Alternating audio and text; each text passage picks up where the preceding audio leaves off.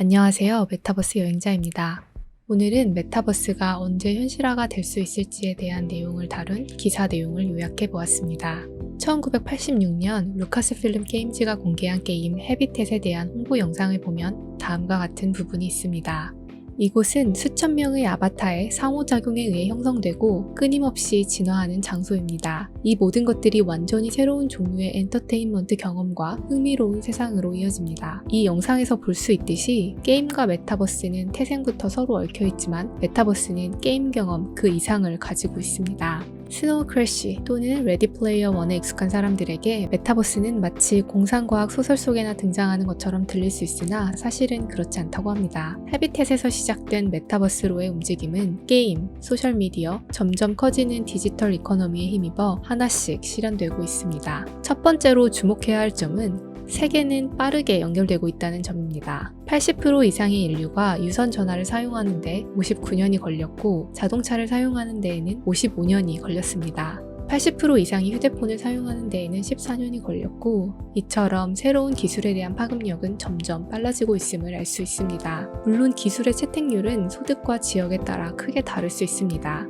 인터넷 사용률은 북미와 유럽의 대부분에서 100%에 달하지만 전 세계 개발도상국에서는 여전히 30% 미만에 머무르고 있습니다. 미래의 완전히 실현된 메타버스 속에서는 더 부유한 집단만이 혜택을 누리는 것이 아닌 전 세계의 모든 사람이 정보화 시대에 동등한 혜택을 누릴 수 있도록 보장되어야 할 것입니다. 따라서 글로벌한 메타버스를 실현하기 위해서는 전 세계가 인터넷에 연결되고 낮은 레이턴시를 보장하는 인프라스트럭처가 필수적이라고 합니다. 낮은 수준의 인터넷 연결망은 가상세계 몰입도를 심각하게 저해하기 때문에 이상적인 메타버스를 위해서는 가장 먼저 해결되어야 할 기술적 한계라고 할 수 있습니다. 두 번째로 주목해야 할 점은 게임 경험이 가장 강력한 엔터테인먼트가 되고 있다는 점입니다. 젊은 세대에게 게임이 가장 영향력 있는 컨텐츠가 되면서 수많은 트렌드와 사회적 관심이 점차 메타버스를 실현화하는 방향으로 움직이고 있습니다. 벤처 투자자인 매튜 볼이 쓴 글에서 좋은 통찰력을 엿볼 수 있습니다. 첫째, TV가 노후화되고 있습니다.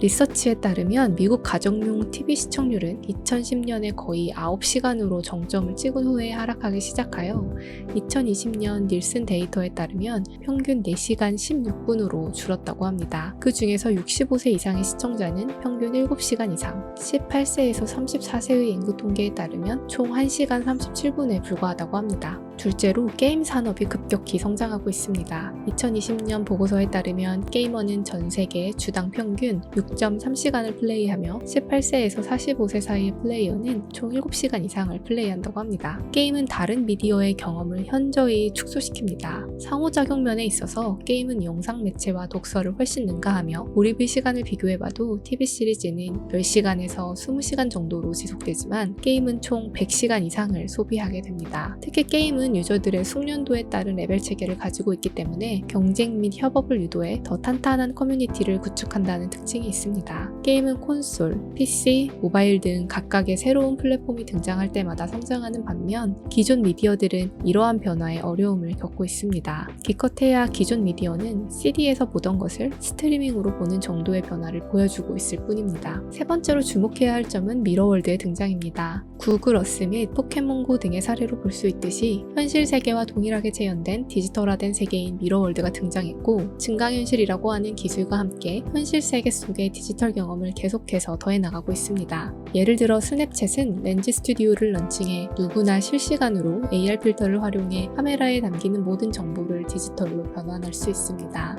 AR 기술의 발전에 따라 휴대폰 카메라는 더 이상 현실을 담아내는 툴이 아니라 전혀 다른 세계로 갈 수 있는 통로라고 보는 게 더 맞다고 할 수도 있겠습니다. 스냅챗 렌즈는 1억 7천만 명 이상의 사용자가 매일 즐기고 있을 정도로 인기를 얻었고 이에 따라 자연스럽게 많은 기업들이 AR 플랫폼을 가지게 되는 동력이 되었습니다. 매일 더 많은 사용자가 자신의 현실 세계를 디지털화하고 변화시킬 수 있도록 하는 기술에 많은 투자가 이루어지고 있는 이유입니다. 네 번째로는 디지털 자산에 대한 내용입니다. 디지털 상품은 실제 물리적인 상품과 달리 쉽게 복사, 배포가 된다는 특징을 가지고 있는데요. 이러한 불법 복제는 디지털 상품의 경제 성장을 가로막는 가장 큰 장벽이라고 할 수 있습니다. 이 문제가 해결되기 전까지 메타버스 내에서 수익을 내는 비즈니스는 어려울 것으로 예상되고 있습니다. 하지만 암호화폐 및 블록체인 기술이 이에 대한 솔루션을 제공할 수 있다고 하는데요. 대체 불가능한 토큰인 NFT는 진품에 대한 디지털 인증서를 발행함으로써 디지털 상품이 고유하고 희소한 가치를 가질 수 있도록 합니다. NFT 블록체인 기술을 통해 온라인에서 디지털 상품이 자유롭게 거래될 수 있을 것으로 예상되는데요. 일부 게임은 이제 NFT를 기반으로 거래를 시작하기도 했습니다. 디지털 아트가 이러한 가치가 있다면 디지털 부동산은 어떨까요? 현재 몇몇 회사들은 가상 토지 및 NFT 상품 구매를 위해 이더리움 기반의 토큰 경제를 활용하고 있으며 온라인상에서 현실 세계와 연결된 광고 동영상을 보여주는 광고판 같은 역할을 하는 것들을 호스팅할 수 있다고 합니다. 그렇다면 우리는 언제쯤 메타버스에 도달할 수 있을까요? 1960년대에 시작된 인터넷은 2005년에 10억 명의 사용자에게 도달했고 2016년 출시된 포켓몬고는